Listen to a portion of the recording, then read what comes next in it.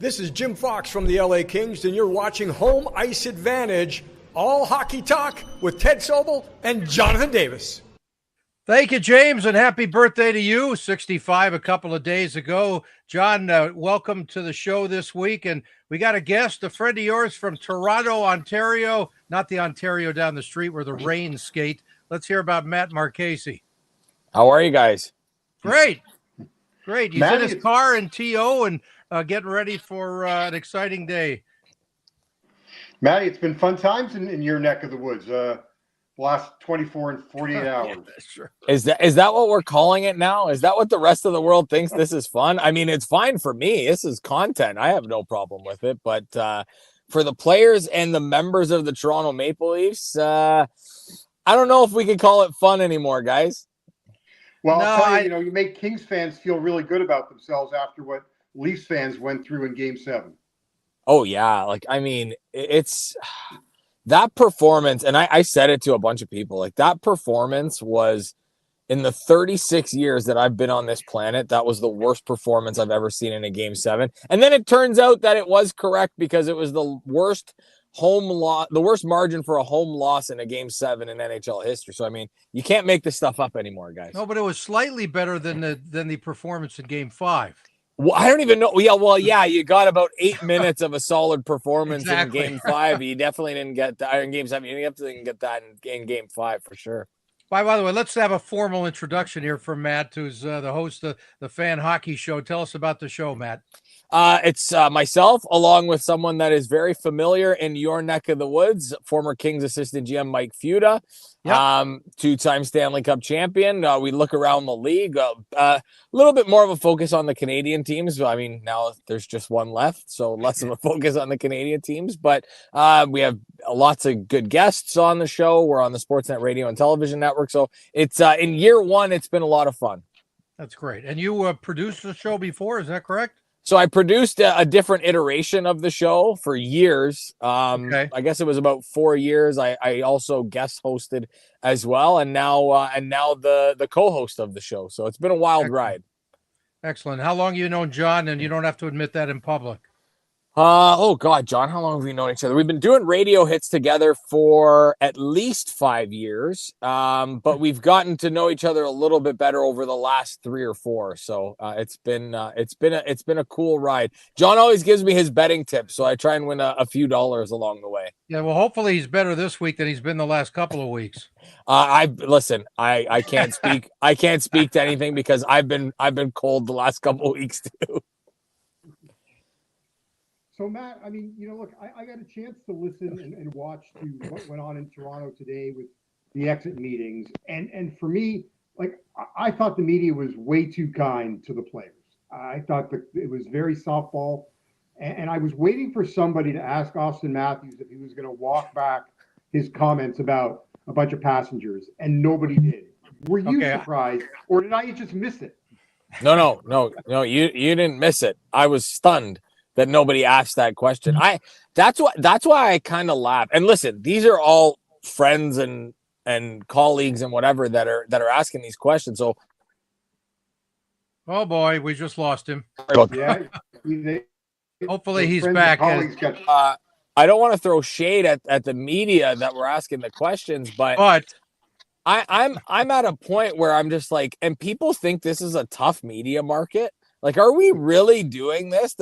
They weren't asking super tough questions. They were asking relevant questions, but I don't think nobody's feet were put to the fire here.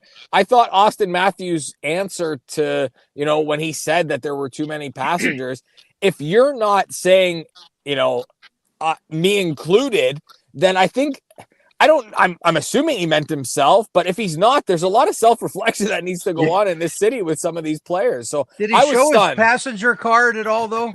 Yeah, as we call it in Toronto, the Presto pass. Presto, the season's over in 7 games against the Florida Panthers. No, it was kind of surprising. It's honestly the one question that I think a lot of people wanted answered, and it wasn't asked. I was stunned by the fact that nobody asked it. The other thing that kind of caught my attention was, I listened to Craig Berube talk about, his appreciation for Austin and how he's grown. there was another opportunity to ask the question. Morgan Riley talked about how Auston Matthews was a different person in the room than what we see on the ice. And I can't remember exactly how the question was phrased, but Matty, Auston Matthews isn't paid for being a nice guy in the locker room. I mean, I really didn't care for that answer.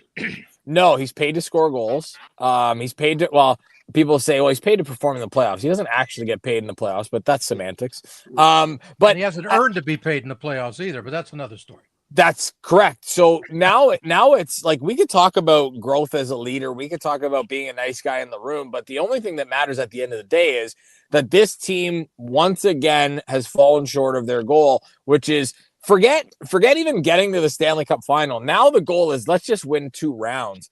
And I think I saw, what's the line? The Edmonton Oilers in the last 2 weeks have won as many playoff rounds as the Toronto Maple Leafs in the last 20 years. Like that's a problem, guys. Thanks. Yeah. And so growth is a great thing. I think everybody, when you grow as a person, I think there's a lot to be said about that, but of course you have to perform and you have to show results. And the results are, once again, that this team has not advanced past the second round of the playoffs and into the conference final, where we can start then having a legitimate conversation about what growth is. So as a person, you can grow, but as a team, this group has not grown past, being a failure in the second round. And for those who have not heard the comment, let's play the comment from Auston Matthews. The first, 10 minutes we didn't, they came out strong, and the next 10 minutes I thought we controlled play, and then I just thought we had too many passengers throughout the rest of the game and just weren't on the same page. And they get a couple goals and momentum like that, and then you're chasing the game, and it's hard to get it back. When you're down 3 against a good team that plays sound defensively like them. And as good as a coach as Craig Berube is, I don't know if I had a problem, but a little disappointed in his answer on how his team played in the most important game in the history of every one of their lives. They were the better team tonight. They were the more desperate team tonight. They were the more aggressive team tonight. That's what I take out of the game tonight. You win a game 6, that's great. You come home, you got to have a level of desperation, determination, and I didn't feel we had it. Well, what do you think of that, guys? I mean, you know what that sounded like? That sounded like a coach that just went, I can't believe that professional athletes who are paid to win a Stanley Cup did not put together the effort. From a guy that's won a Stanley Cup as a coach, that went into the locker room in a game 7 and, and pumped his team up. For them to go out, I have a real problem with this idea that coaches need to, have players ready for games. If we're talking about structurally and stuff like that, that's fine. I get all that. But we're talking about, if we're talking about motivating players to play in a game 7 to potentially get one step closer to the Stanley Cup, I mean, should you really need added motivation? I don't see the value in any of that conversation. And I think Craig Berube just felt I think he was so befuddled and was like, I can't believe that that's the effort that this team had after they had just gone out in Florida, played a perfect road game. They gave up a lot less defensively, and to have that effort coming back after such a big win, I don't know, maybe they thought game 6 was game 7. I have no idea. I would like to see a little more passion out of the coach, though, in that response. He was a little soft to me. I would have gone berserk if that was me, but that's just me. Well, but I think that's kind of Berube's DNA. I mean, Matty, you guys have talked about it on your show. Go back to the series against San Jose with the whole, Erik Karlsson glove pass, and he just said, "Hey, guys, it's over. Let's move on." And they go and win out. They go and win the Stanley Cup. I'm not bothered by that, Matty. I was surprised, and I've never heard anybody address it. And maybe I'm wondering if you have any insight. Was Anthony Stolarz just there because it was going to be Joseph Woll no matter how many goals? Was he there just for the handshake line? Because I thought after 3-0 he was coming in. I think if the situation were that Berube felt that Joseph Woll was the reason why they were down 3-0, that maybe he goes in, because he's not there if he's not healthy. And I think that was just a hat tip to Joseph Woll, like, hey, this isn't your fault. Like, we're gonna leave you in there. I mean, it's game 7. If they thought that Anthony Stolarz gave them the best chance to win, even at 3-0, I truly believe that he would have been in there. But what I found interesting was Anthony Stolarz did answer the question today. He was not concussed after the Sam Reinhart shot. It was actually after the Bennett elbow, which some people have differing opinions on that, but clearly he had that answer. But yeah, I will say this one thing about the Maple Leafs, that for once in their playoff lives with this core, it wasn't goaltending that undid them. Like, that's been a real problem. I think if you're a Leaf fan, you should be very, very happy about where this team is at with their goaltending, and the fact that they've got both guys locked up for next season at a very, very reasonable number. I think they're just over $5 million, maybe 5.5 or something like that. Like, they are very reasonably priced for a tandem that really was great all year. So, but yeah, I'm not super surprised that Stolarz didn't go in. I thought Joseph Woll was far from the problem in that game. Oh, no, I agree. I don't think he was the problem. I just thought, look, you don't have too many chips to play. Try to wake your team up. Yeah. That's the only reason I thought. And yeah, right. I don't hate that. I don't hate that idea for sure. Honestly, I think at that point, my wife even looked at me at 2-0 and was like, this is over. Like, they're not coming back here. And that's my wife, who doesn't watch nearly as much hockey as I do. But she's seen this movie before, and the sequel is never, ever any better. Is your wife 60 years old and she's seen a lot of those movies before, or what? She's not 60. I can't even make a joke about it because she'll kill me. But no, listen, my dad, I talked to my dad today. I gave him a little bit of time to react to what happened. And my dad's lifelong Leaf fan. He's seen a few Stanley Cups because he's going to be 69 years old this year. And even I said, how are you feeling? He says, I'm still numb. Yeah. Like, you just don't expect that kind of effort. He's like, I just can't believe that happened. How old was your dad in 67 when they won it?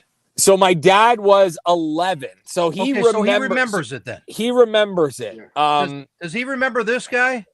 I believe so. I believe he does. Okay. And so, I mean, I look at, like, from his perspective, he's kind of seen it all with this team, from, whether it be, the success of the 60s, to seeing, what looked like to be a success in the 70s, only to have it blown up, the disaster that was the 80s, the resurgence of the 90s, and even the early 2000s, where you're like, wow, there's a chance here. To this, like, to come to this after seeing so much of what could have been success. I mean, this is, this really sucks for Leaf fans. Yeah. Well, Matt, I'm not going to repeat what I did last week, but just so you know, and if you're really, really bored, check out our show from last week, okay? Because I described the Sawchuk Red Kelly curse that still exists from 1968, both ending up with the Kings. Are you even aware of all of that?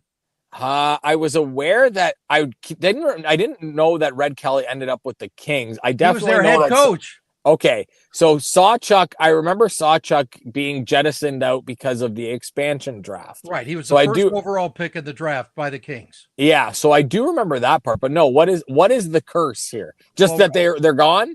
Well, they both left a Stanley Cup champ to come to LA for a guy from Toronto, Jack Ken Cook, who owned the team and who started. There he is, right there, Mr. Cook in front of the Forum, and then, well, the curse has something to do with me because I had a very brief chat with Terry Sawchuk in the third period, before the third period started, on the Kings bench. It was a different world then. Yeah. For a game 7 of their first season. And Sawchuk got his ass kicked that game. And that was the last game he ever played for the Kings. Just a little bit of Toronto-LA combo there from the opening season.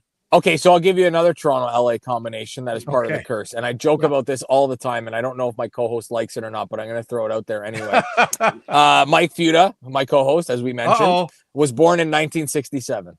And he was born after the Toronto Maple Leafs won the Cup. So we'll go with that. We'll go with that as well. Lots of Toronto-LA connections on this curse.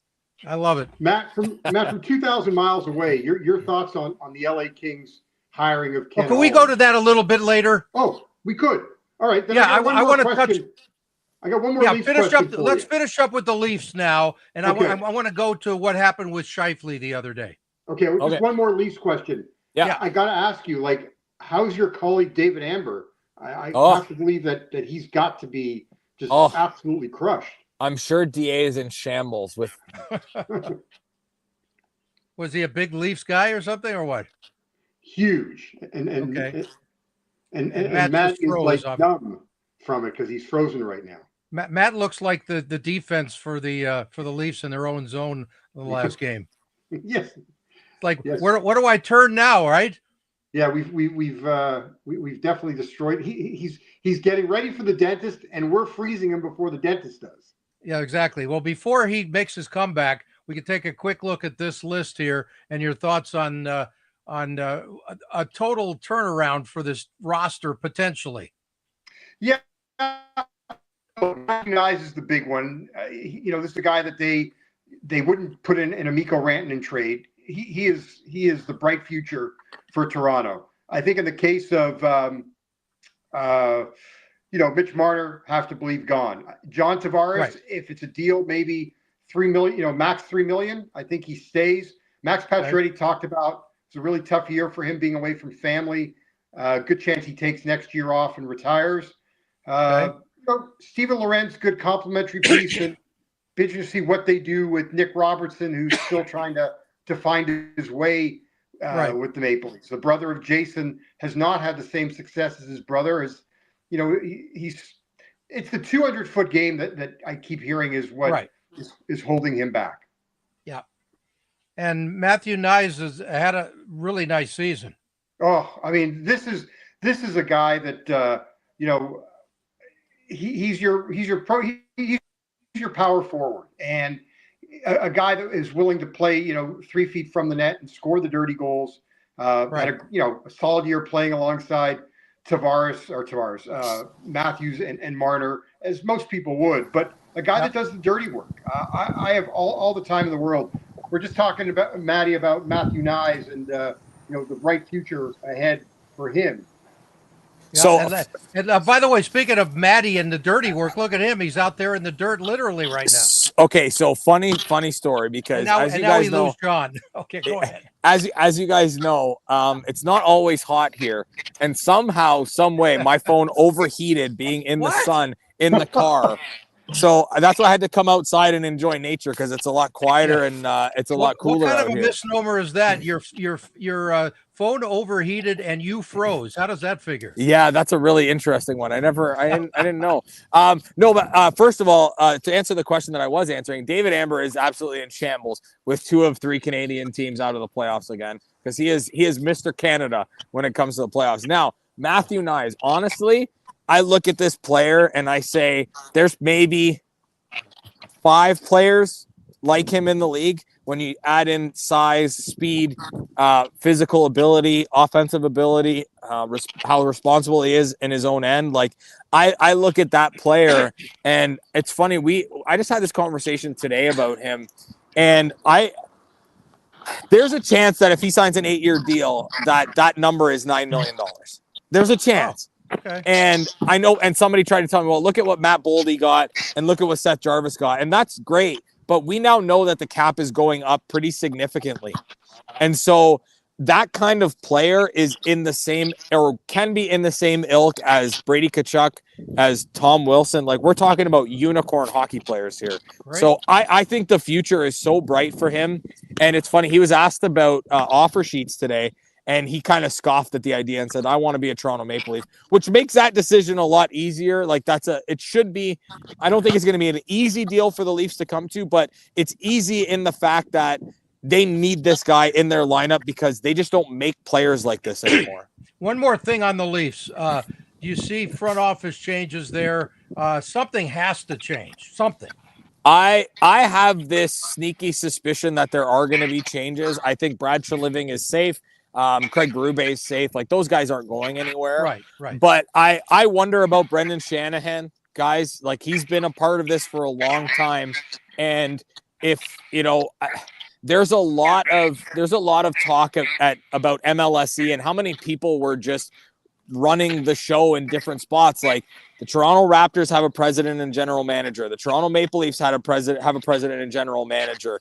They had that same thing with Toronto FC. Like this is a thing across MLSE, and I don't know that they want presidents across the board and general managers. Like maybe it's a situation where Brad Treliving becomes president of hockey ops and general manager, and then they kind of stick with it that way, where it's Brad Treliving reporting directly to new MLSE president Keith Pelley. So that's how I see that dynamic working. Okay, and let's talk about the Winnipeg situation and how they went out an absolutely devastating loss, and emotionally it was even worse because Mark Scheifele just lost his father. I believe it was the same morning, or if I got that correctly. I can't even imagine what that room was like that day. And yet he showed up, played hard, got a goal, and they lose in overtime. Just your thoughts on that whole scenario. Well, I'll tell you what, like for Mark Scheifele had every excuse to not play in that game. Oh, absolutely. And to play the way that he did, I think he led the game in hits. He scored a goal, which, I mean, if you're a human being, you cheered for that goal. Course. Like I jumped out of my chair when I saw it. Like it was emotional for me, and I wasn't involved in it. But you saw how much of a team that the Winnipeg Jets were. I don't know that you could say that about a lot of organizations in the league right now. We were just talking about the Toronto Maple Leafs. Like I don't see that same type of team, right? And there's a great line by former NHLer Anthony Stewart. His dad used to say it, are you a team or are you a club? And if you're a team, teams win. You look at the Florida Panthers, that's a team right there. The Winnipeg Jets looked like a team. Adam Lowry is the captain's captain, right? He goes into the penalty box to console Mark Scheifele, who, and that's the other thing. Sports is a cruel mistress, guys. Like, Mark Scheifele scores the goal, and then, he's in the box for the game winner. I mean, that is as cruel as it gets. And honestly, I didn't even think it was that egregious of a penalty. Like, I know it was kind of whatever, but to see Mark Scheifele put out that kind of an effort in a must-win game after such tragic news. I mean, I had that guy on my team, Canada, and he's a lock for me for the Olympics. Like, he's evolved so much as a player and for him to do that on such a tough day, my hat goes off to him and the Winnipeg Jets, because that's emotional for all of them. Oh yeah, right. Absolutely. That they're all part of this. They're in it together, and that was quite impressive considering the circumstances. Let's hear from the Jets captain, emotional Adam Lowry after that game. Felt like we had a great regular season. I felt like we had a team that could go on a run, and for it to end the way it did, and everything else that was surrounding the day, it's just a lot of emotion. I think it's tough to put into words what Mark went through today, and it's a huge goal for us. Plays a heck of a game, and it ends the way it does. So, just emotional, heavy. Just really proud of the group we had, the commitment, the no quit, the word family. But just to let them know we're there for them. It's just an awful day for him. That you want to give him the strength. You want to get that kill so bad. We just couldn't do it. We felt like we. How tough is that, huh? Yeah, it's a tough one. I mean, and it was like it was a Hollywood movie. Just watching that, and to Matty's point, he did 9 hits for Scheifele to lead the team that night. Goal, the one goal. It was phenomenal. And to a lesser degree, Matty, I thought the last 2 games, although we didn't win, I thought Connor Hellebuck kind of changed the narrative of his ability to play on the road. I thought he was a lot better, and just Ottinger was just simply 1 goal better in that 6th game. Yeah, I totally agree. Listen, we know all the stats. Like he was horrible on the road. There's no question about that. And looking at the way that he played in game 4, where you looked and said, "Oh, can he pull it off?" I didn't love the first goal in Game 4, but he wasn't the reason why they lost. He couldn't score on Jake Ottinger. Jake Ottinger was just that much better. They played a great road game. They outshot Dallas pretty significantly in that one. And then for him to perform like that in Game 6, again, he gets them to overtime. You're not unhappy with any of the goals that were scored. So at the end of the day, you're probably feeling pretty good if you're the Winnipeg Jets about where Connor Hellebuck finished the year, even though they didn't win. And there's not a lot of teams that can say that after, bowing out in 6 games. Exactly. And you look at this picture too. This is the series winning goal in OT. I don't think he sees that one, guys. Oh, you don't think? I'm for sure he doesn't see it. He sees you better right now than he saw that. Ted, he had no chance. We got about 60 seconds here with Matt. So, Matt, just a quick thought on the Kings hiring of Ken Holland, and then we'll let you go. I was interested by it. Ken, I know he wanted to stay on the West Coast. I didn't think that his career was done after Edmonton. There was some talk about maybe taking on like a president of hockey ops with Utah, because he could stay out west. And so I think it's listen, it adds a wrinkle to what is inevitable, which is another first round series between the Oilers and the Kings coming up for a 5th straight year, of course. But I'm curious to see how Ken Holland handles this. I don't think I like the Kings, and I think that I'm not surprised that they're bringing Jim Hiller back. That is the least surprising thing. I know some people are like, well, maybe he brings somebody else in, but he's got experience with Jim Hiller. So exactly. I think the way that they played down the stretch, the fact that, if we're being honest, like the Quentin Byfield turnover, that he couldn't get the puck out, maybe we are having a different conversation, and maybe Rob Blake is still there. I don't know, but I mean, you could certainly do a lot worse than Ken Holland. I'm curious to see what kind of changes he wants to make with this group that really, for a lot of people's money, was built to go on a decent playoff run, but they got to round out the roster. Like, they need to bring in guys that Jim Hiller trusts at the bottom of that lineup, because if you can't play guys in your bottom 6 or your bottom 3 or your bottom pairing defense, like, that's a problem. So I'm curious to see how they do round out the roster this year. Yeah, and I like the idea, though, and John and I have talked about this several times, and we'll hear from Holland in just a moment, but the fact that they want to win now. So this isn't about his age and all that kind of stuff. It's like he's 2 or 3 years or whatever the hell he's going to be there for, and let's make the right changes. It either works or it doesn't, but it's not about the future. It's about now. Yeah, I look at the roster and say, you've got Anze Kopitar, who is not getting younger but can still play. You've seen the elevation of Quentin Byfield, and you've got some younger guys that are coming up that can make an impact. I mean, Adrian Kempe is quietly one of the best superstars in the league. He's so responsible at both ends of the ice. He could score goals. Right. They are in a position where if there was a time to win, it's now, and they certainly brought in a guy that knows how to do that. All right, we were trying to save you from the Novocaine, but we're going to have to let you go. And really appreciate the time, Matty. Anytime. We appreciate the time. And now you owe us another 30 minutes sometime, so we'll look forward to it. No problem. Anytime, guys. Great to meet you, man. All the best. Take care of your mouth. I will try. Okay. Take care. All right. That's Matt Marchese in Toronto on his way to the dentist. And I thought I was having a lousy day. Yeah. Well, he's getting no extractions for Matty, but, Ooh, extractions. I think we got roster extractions we want to talk about here, or what? Well, I don't know about extractions. I think that's like, for me, that's still the biggest problem that the LA Kings face. Like, I don't know. I wouldn't necessarily say it's extractions. Ted, I don't know. We've had so many conversations over the past couple of weeks. I don't remember what we've talked about on the pod and what we've talked about, just on the phone together. But right. I think the biggest thing for Ken Holland, he's first got to figure out, is Vladislav Gavrikov coming back? That's priority number 1.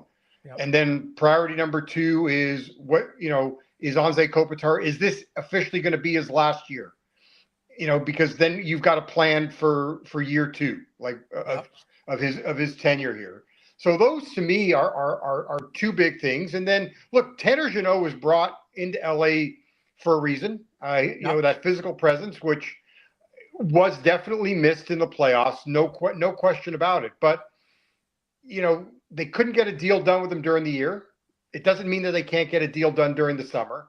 But if they're not able to get that deal done with Jeannot, then they're going to need to find another person. And it's not the hardest thing to do to find. No offense to Jeannot, but it's an easier position to replace. Right. So I don't know about and then Holland talked about trades.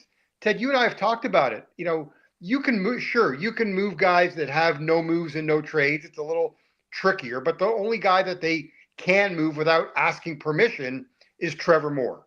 And I don't really believe that's enough to move the meter on improving your roster. Yeah, no, they have to make some moves, and maybe there'll be a free agent or two out there as well that they could fit in. The question is, how do you fit those guys in if you want to sign Gavrikov? He even talked about it during the press conference that, we got to figure out a way financially to get him in, and then what do we have left after that, right? Right, and you saw, then you've got Kuzmenko, who worked out really well. Exactly. That was a great fit, and your boy, it was your guy, the Flames assistant, who Danny Lambert, who was raving about Kuzmenko. Oh yeah, a lot of positive things, and opened my eyes to aspects of his game that that you just don't know. If we only know we know more than a lot of the public does, but we really don't know a lot. We don't. And you know what? What we do know is, though, that this guy has evolved as a person and as a player. And I think, and I've said it several times, he's had a major kick in the ass coming to this team, a third team in a year or whatever it is. And he's got to know this is like maybe his last real chance to prove himself. And he did. So now what are you going to do with it, right? Right. Absolutely. So, see how that goes. The concerning part for me, again, though, with Kuzmenko, and it's not something that doesn't mean that he can't change this part of his game, but I still look back to what it was game 3 or game 4 where he sat for the final 13 minutes of the third period.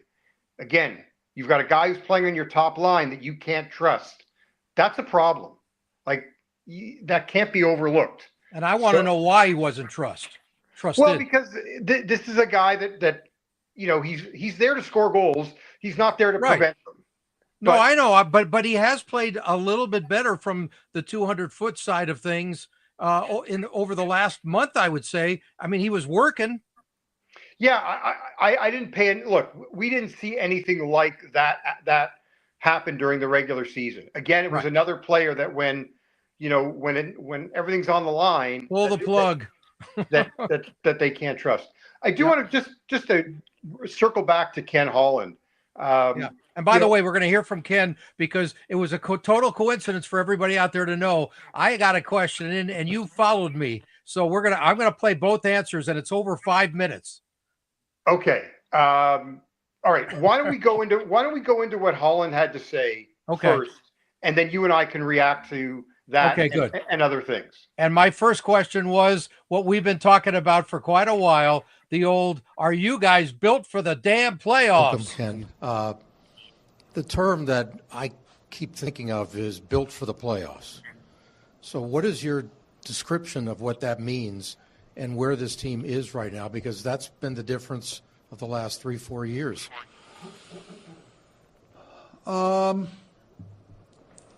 Built for the playoffs, lots of blue paint, lots of winning, lots of one-on-one battles,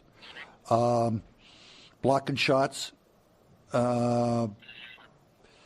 knowing these games are decided by a fine line. I think there was a game last night, 6-1, but these games are, it was 1-0 overtime last night for Edmonton. So, you think about all these playoff games, they're fine line leagues. So those are the ingredients. But I also think it's important they've been in these playoffs 4 years in a row, and unfortunately haven't found a way to get to beat Edmonton. But 3 of the 4 series were up for grabs. This year they're up 2-0, and Edmonton won. And then I talked about my first 2 years. So it's sticking with it. It's making some tweaks as the manager. as the coach, maybe some tweaks to the system, the manager making some changes, the growth of some young players, and then you got to blocking shots, winning one-on-one battles, getting to the paint, battling and scratching. You saw the winning goal in overtime last night that Kapanen scored, throwing the puck to the net, and there's a scramble, and you whack it in. That's playoff hockey, and so this team did a lot of that all year, and got to try to have a great regular season, get yourself back in the same position again this time next year, and with some moves, with some growth, with some adjustments, believe that we're better prepared to win the round or 2 or 3 or 4. Yeah, Ken, you said built for the playoffs, and this team was, and 4 lines deep was the word that you used, and they were 4 lines deep regular season, but in the middle part of the series with Edmonton, they went to 3 essentially and 4.5 D. So, is that some organizational depth issues that you need to address? Those are conversations. Jim and I met yesterday for 2 hours. I talked to Nelson Emerson this morning for 2 hours. I talked to Anzi yesterday for an hour. I tell you, again, as a manager, okay, when the year's over, whether I'm in Detroit and whether I'm in Edmonton, the season's over. Whether you miss the playoffs, you make the playoffs, lose in the first round, or you go to Game 7 last year, you've got this quick planning. And when you go to Game 7 against last year and it ends on a Monday, you got 4 days. Well, when you miss the playoffs, you got 6-7 weeks. So basically, I got to talk to a lot of people. I want to talk to, when I was the manager, and folks would know every year, it's exit meetings. You talk to the players, the younger players. I tell them what I think they need to do in the off season to be better prepared to come in next year. It's an opportunity for the older players to give me information. They're sitting in the locker room, what they think needs to do. Then I talk to the coach. I talk to my pro scouts. I talk to my bosses. You gather information. You talk to general managers and what might be available, and you start to formulate this plan that you want to. Some of these plans are, this summer plan, and some of these plans are this summer and maybe next summer, with cap space, with young players, and who's going to make it, who's on the rise, and who needs a couple of years, and then you start to formulate this plan, and that's what I'm proud of what we accomplished in my time there in Edmonton. In 2019, I did exactly the same thing. Certainly, they had 2 young, great players in McDavid and Draisaitl, but you had to build a team. Like this is a team sport. Massive advantage, and I'd like to think that over the 5 years we built, that we were able to build a hockey team. And unfortunately, I wish we'd have won one more game, but we didn't. So I'm back here. I'm in LA, and I'm going to use that same mentality that we did in Detroit, that I did in Edmonton. We got to peck away a day at a time, a meeting at a time, a move at a time, to try to build this team up to where. Obviously we want to win some playoff series, but I don't want to screw it up. Like, they had a good year. This is a good team, so you just can't come in and you're going to send people. They had 105 points. This is a good hockey team that I thought 3 weeks ago, when I looked around the league, that was one of the teams that I thought they could go to the Final Four and beyond, and they didn't. And then everybody wants to evaluate based upon 6 games. Well, there was 82 out there that count too, and I understand these 6 are more important than the 82. But if you don't do something in the 82, you don't even get to these 6. You got to be a playoff team, and you got to win games, and you got to put points on the board. It's a hard league to make the playoffs.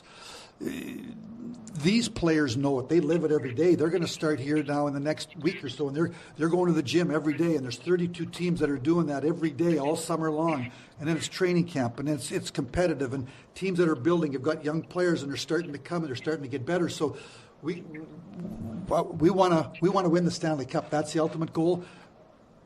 But it starts with pieces, with building blocks. And lots of building blocks are in place here with the work that Jim and his staff have done, these players have done. And I'm hoping to come to add to it, build upon it, and at the right time make, a couple of trades. And, you can just look at what happened at Edmonton, a couple of trades and the free agent signings. And you peck away and move at a time, and you got to build it. But there's lots of great positives to build around here.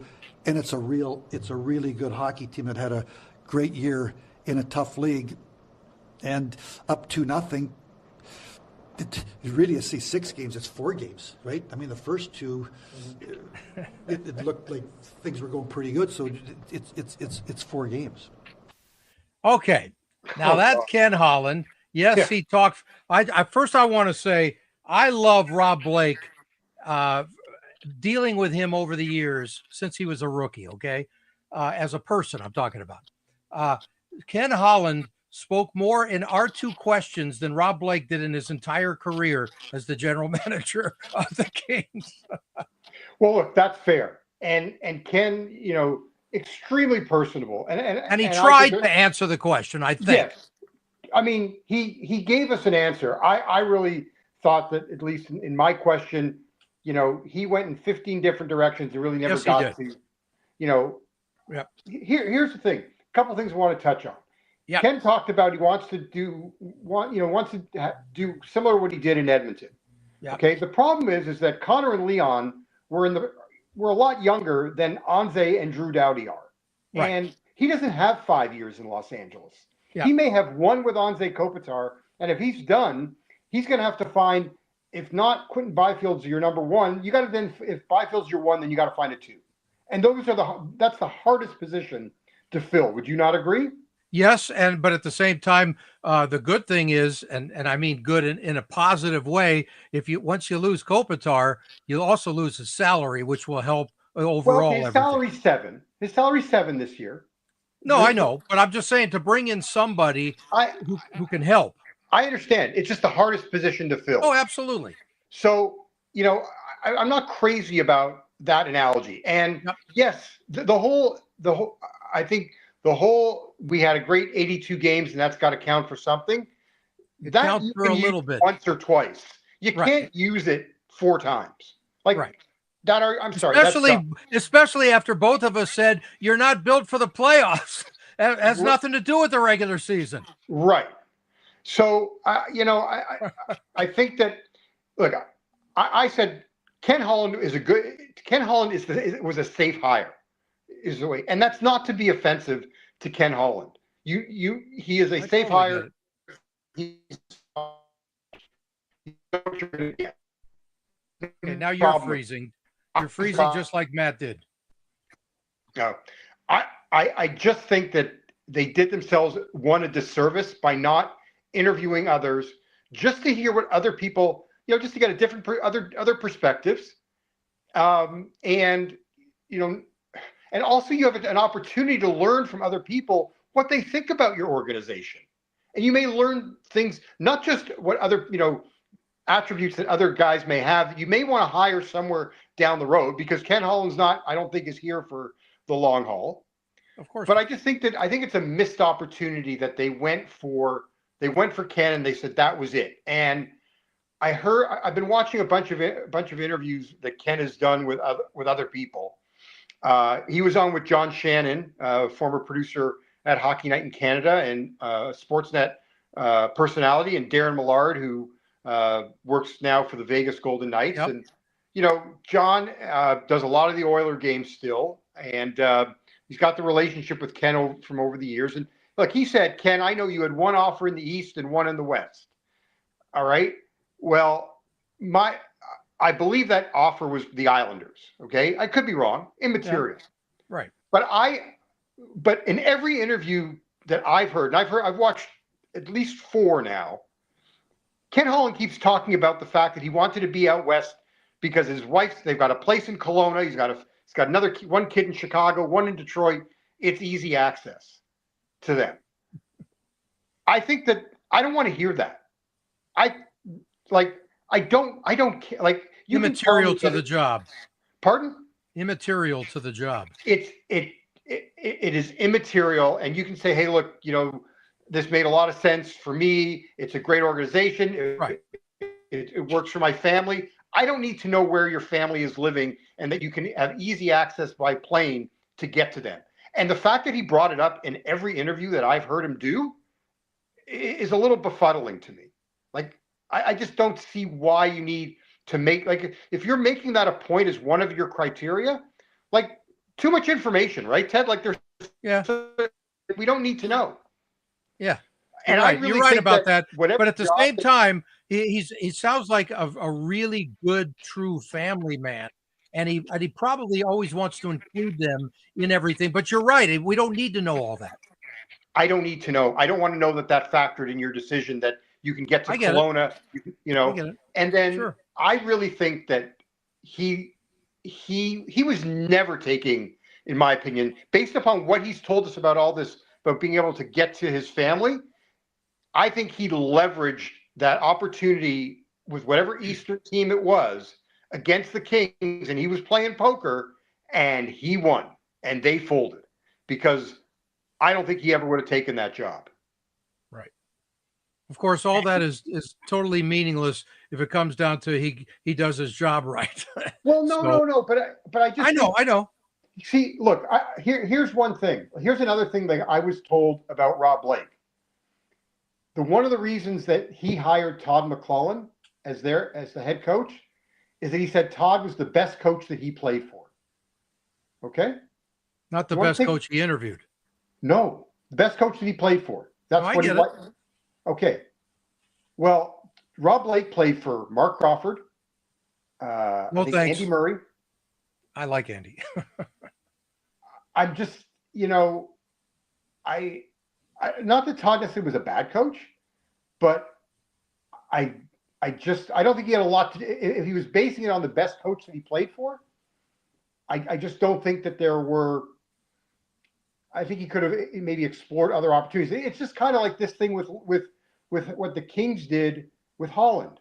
Like they made the safe hire, right? Not necessarily the best hire. And like I said, it may work out. I just wish they would have at least given themselves the opportunity and explored and learned. And so I don't know. I always go back to the same thing. And again, it's the first line in my book, Touch of Greatness. My dad's whispered in my ear the first second of my life. It's all who you know, kid.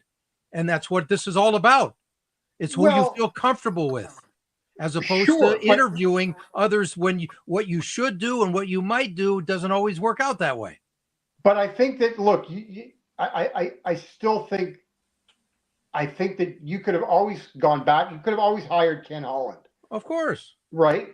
But I just think they did themselves a disservice, because I don't know, like, look, Ken's going to learn about this organization. He will. And I didn't get a sense from him, that, and it's hard. You're coming from the outside. Sure. But I don't know, just the way he was talking, like, we're going to make all these trades. Well, dude, you've got all your forwards have no moves and no trades. What trades do you make? Like, it's not like, I don't think that was ever, I don't know. It just seemed like there wasn't a full awareness of what he's got. And again, maybe he does. It's just, there were some things that came out.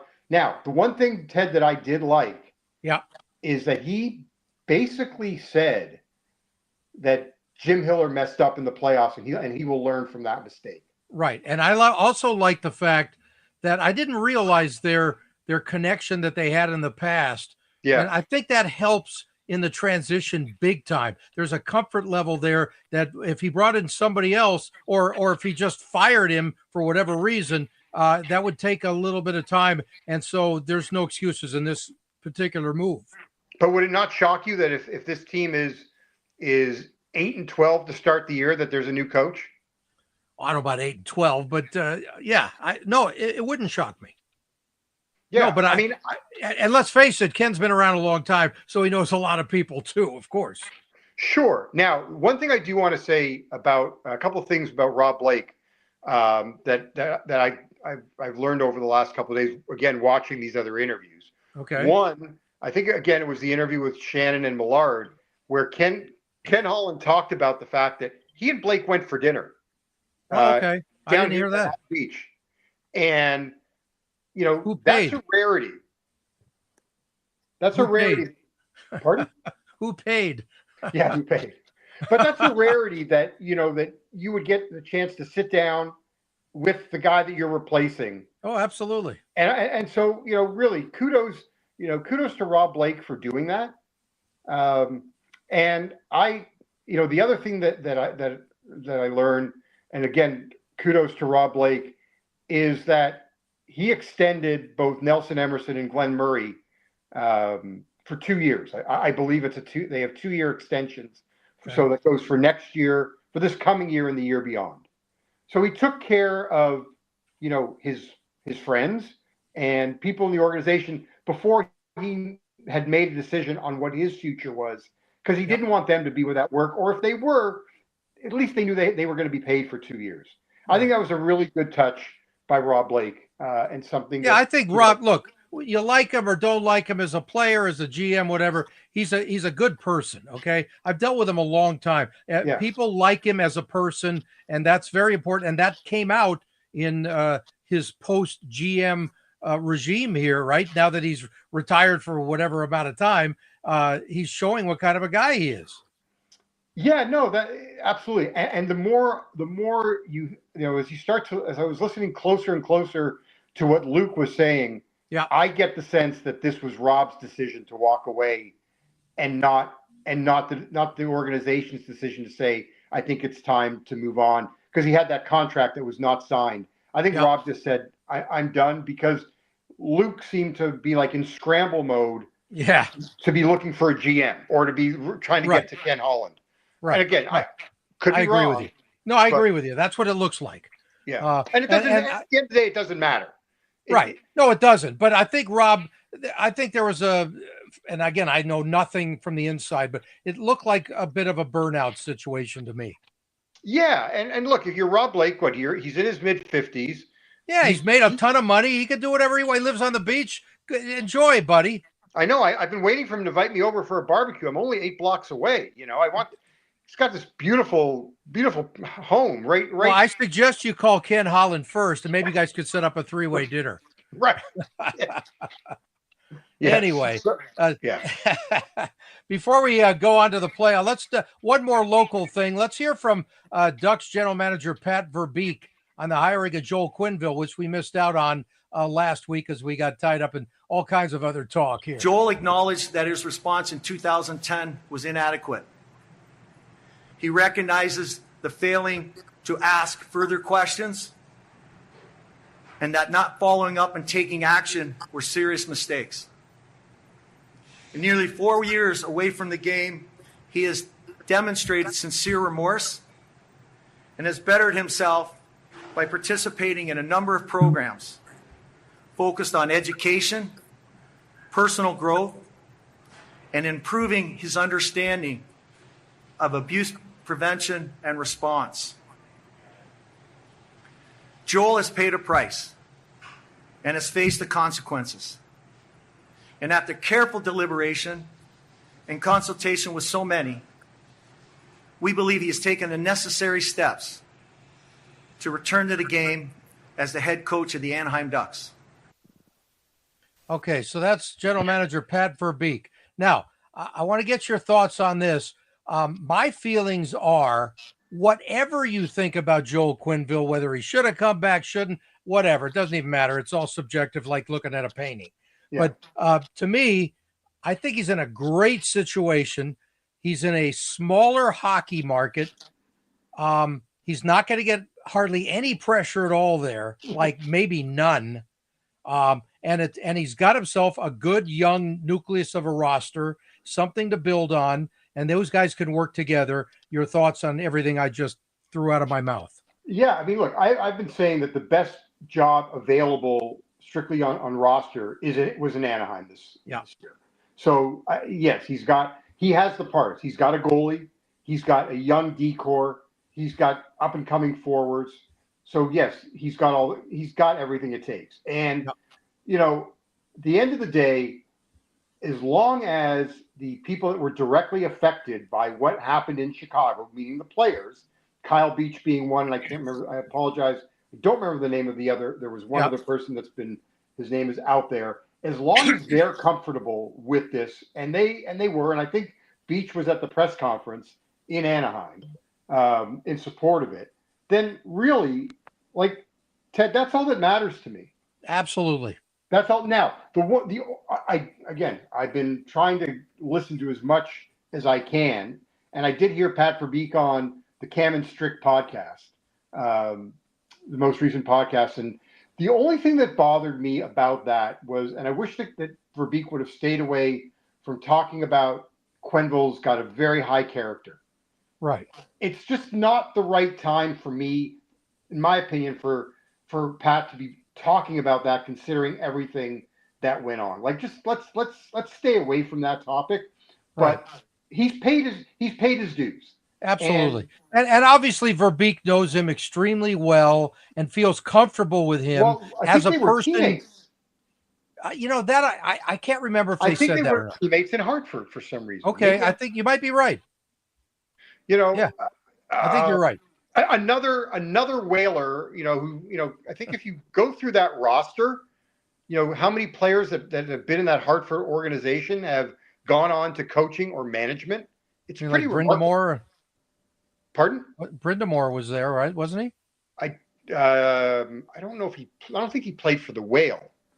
Oh, you might be right. You might be right. I think I would have been asked, but so yes, to go to I think this is a great hire for Anaheim. I think it's, this is what, this is kind of what they need to take that next step. It's in some ways for me, Ted, I think it was Daryl took over from Andy Murray or was it Terry Murray? I can't even remember which. They've had all the Murrays here. I think it was Terry, but I can't remember anymore. But the point being is that, like, I think it was Terry Murray, and Terry was was a good teacher, but not the guy that could get them over the hump. Exactly. And Greg Cronin and similar reputation were, developing the kids at least at the AHL level. Yeah. Saw some strides in Anaheim, but not the guy that was going to get them over the hump. And here they've got a guy that can. So look, there's reason for excitement in Anaheim, and hey, it'll look, it's an exciting team, I think, to go watch. Yep. Yeah, and great potential, and you got to love the youth, and they've got just a nice amount of veterans in there as well that could help to cause the leader types. That they just need to figure out how to score in the power play. Like their specialty teams are just god awful, and I think that's something that's the biggest thing that they need to figure out. But yeah. By the way, and so here's the owner of the team, Henry Samueli, who I didn't know. We went to high school together. I'm a year older than him. I didn't know him in high school, but I've learned to know him a little bit over the years. And Henry does not speak usually. He's not George Steinbrenner and he's not Jerry Jones. Okay. Yeah. You don't see him. He's totally in the background, but he spoke after this news conference, which I thought was a little unusual. And I liked what he had to say. And he sounded like he totally did his due diligence on this. I mean, he spent a lot of time, and his wife, Susan, is involved in abuse situations in her business. And they really did their homework on this. I got to give them a lot of credit. Your audio has gone bad, so I don't know what happened. I unfortunately I can't hear you.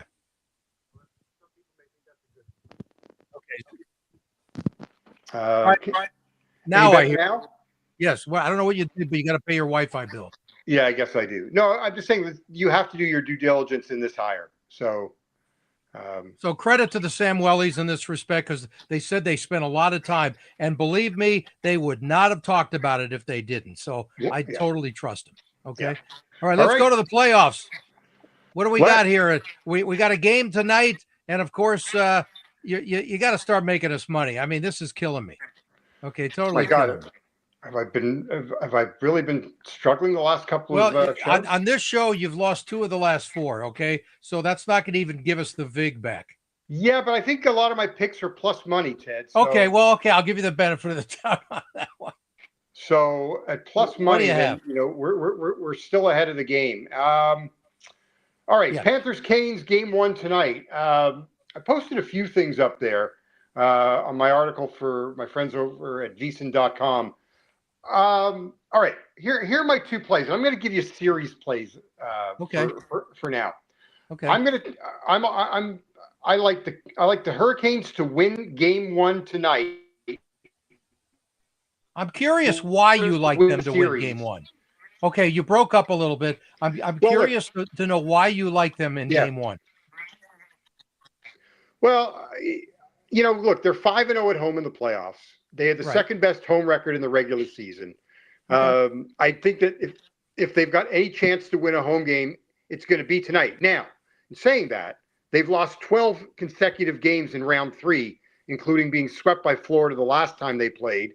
Although, as Rod Brindamore said after that series, that was not a sweep. They lost in quadruple overtime, single overtime, and I think 2 other 1-goal games. But so I like the way the 2 plays that I've got future plays for the series: Canes to win game 1, Florida to win the series. That's available at about plus 310 because I do think Florida wins the series. Right. And then I like Florida to win the series in 6 games or less. So you would take the spread of minus 1.5 games for Florida, and you get that at about $1.55. So plus. Okay. Anything specific on tonight's game at all besides just the straight play? I mean, yeah, I would. I think one of my favorite plays. I'll go with. Let's see, Aaron Ekblad over 1.5 shots on goal. Sam Bennett over 2.5 shots on goal, and we'll take. These are all Florida plays, and here I am, and I like Carolina. Yeah, really. I mean, I do have 2. Like, I played Taylor Hall for both a goal and an assist. He's got really good numbers against Florida in the playoffs. So I played him for both a goal and an assist because as long as he gets one of them, you're gonna come out ahead. The goal is plus 450. The assist is plus 240. So you can come away with a unit, plus 1 unit if he gets an assist, and you can come away with plus 3.5 units if he scores a goal. So I also have Seth Jarvis for an anytime goal tonight. I had Marchand for over half a point. He's been another guy that's eaten up the Hurricanes in the playoffs. I do want to mention, like, Andrei Svechnikov leads Carolina in goals with 8. He's 0 for 15 against Bob in his career. Oh, wow. 15 games. He has never scored against Sergei Bobrovsky. Okay, great stat. So it was just, I think Seth Jarvis is his time. He's built for this. He leads the team in points. So I did grab Seth Jarvis for an anytime goal at plus 210. Okay. They don't start until tomorrow, but a quick thought on Oilers Stars, and we'll get into that more next week. Yeah, this is one where, look, Dallas has become more of a low-scoring team. I don't think they can win this series if every game is 2-1. I think that plays into Edmonton's hands. Yeah. Your audio froze again. Your audio froze. If you heard me, go ahead. Okay. Yeah. Yep. I'm sorry. I'm got some audio in the background. That's all right. I hear you now. Okay. So Bruce Cassidy said during the after the Vegas Edmonton series, he goes, if I had told you that we held McDavid and Draisaitl to 5 goals, and lost the series, you would have thought I was crazy. Right. I like Edmonton. I just think I like the Oilers in this one. Dallas is going to need more scoring. Edmonton's got 16 different players that have scored a goal. Dallas, Florida has more with 17. Dallas needs guys to wake up. Jason Robertson, Wyatt Johnson need to have an impact, or they're going to be in trouble. Okay. The obvious here, hey, Stars, stay out of the damn box, okay? That's all I can tell you. Yeah. Huge key in this thing. Always special teams. John, great show. Appreciate the time as always. We'll do it again next week. All right, bud. And thanks for bringing on Matt. That was fun to catch up with him. Yeah, he's a good man. All right, bud. I will talk to you later. Got to run. You got it. All right. Thanks, everybody. We'll talk to you next week, next Tuesday. Have a good time at the playoffs.